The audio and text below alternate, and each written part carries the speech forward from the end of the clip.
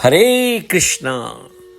सनातन दिव्यता में आपका स्वागत है और मैं हूं पद्म गुप्ता।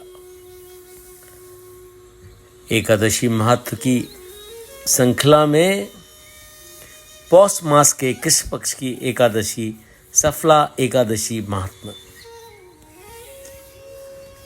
अर्जुन बोले, हे भगवान, पौष मास के कृष्ण पक्ष की एकादशी का नाम क्या है?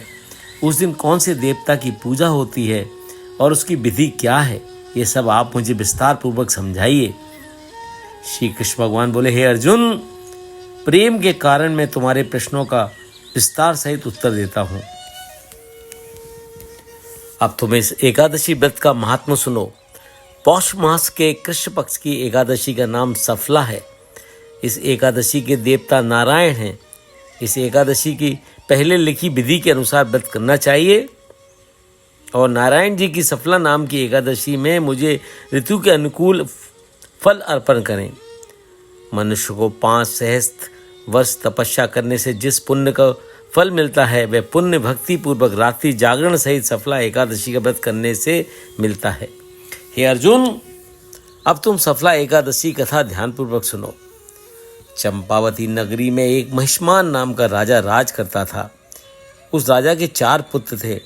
उन पुत्रों में सबसे बड़ा लुम्पक राजा नाम का पुत्र महापापी था। वह हमेशा परस्त्री गमन तथा वैश्याओं के यहाँ अपने पिता का धन व्यय किया करता था। वह सदैव देवता, ब्राह्मण, वैष्णव आदि की निंदा किया करता था। जब उसके पिता उसको अपने बड़े पुत्र के बारे में ऐसे समाचार ज्ञात हुए तब उसने उसको अपने राज से निकाल दिया। जब लुम्पक सबके द्वारा त्याग किया गया, वह सोचने लगा कि अब मैं क्या करूं, कहाँ जाऊं। अंत में उसने रात्रि को पिता की नगरी में चोरी करने की ठानी। वह दिन में बाहर रहने लगा और रात को अपने पिता की नगरी में जाकर चोरी तथा अन्य बुरे कर्म करने लगा। रात्रि में वह जाकर नगर के निवासियों को मारता तथा कष्ट देता। कुछ ही दिनों में उसने संपूर्ण नगरी को समाप्त कर दिया। प्रातः उसे पहरेदार पकड़ने पर भी राजा के भय से छोड़ देते थे। जिस वन में वह रहता था वह भगवान को बहुत प्रिय था। उस वन में एक बहुत बड़ा पुराना पीपल का वृक्ष था तथा उस वन को सब लोग देवताओं का क्रीड़ा स्थल मानते थे। इस जंगल में पीपल के वृक्ष के नीचे महापापी लुम्पक रहता था। कुछ दिनों बाद पौष माह के कृष्ण पक्ष की दशमी के दिन वे वस्त्रहीन होने के कारण शीत के मारे मूर्छित हो गया। शीत के कारण में रात्रि को न सो सका और उसके हाथ पैर जकड़ गए। उस दिन में बड़ी कठिनता से बीती, परंतु सूर्य नारायण के उदय होने पर भी उसकी मूर्छा न गई। सफला एकादशी के मध्याह्न तक वे दुराचार से मूर्छित ही पड़ा रहा। जब सूर्य की गर्मी से उसे कुछ गर्मी मिली तब उसे होश आया और अपने स्थान से उठकर गिरते पड़ते वन में भोजन की खोज में चल पड़ा।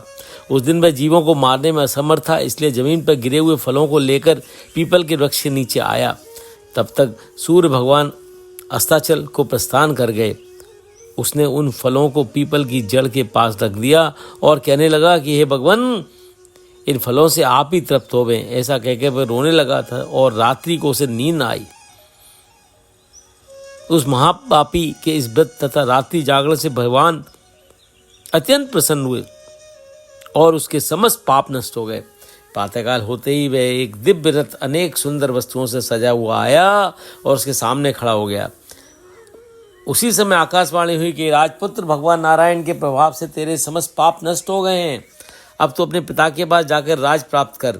लुम्पक ने जब ऐसी आकाशवाणी सुनी तो वह अत्यंत प्रसन्न हुआ और बोला, हे भगवान, आपकी जय हो। ऐसा कहता हुआ सुंदर वस्त्रों को धारण करने लगा और अपने पिता के पास गया। उसने संपूर्ण कथा कह सुनाई और पिता ने उसको अपना राज्य सौंपकर वन का रास्ता लिया। अब लुम्पक शास्त्र अनुसार राज करने लगा। उसकी स्त्री, पुत्र आदि भी नारायण के परम भक्त बन गए। वृद्धावस्था आने पर वे अपने पुत्र को गद्दी देकर भगवान का भजन करने के लिए में चला गया और अंत में परम पद को प्राप्त हुआ।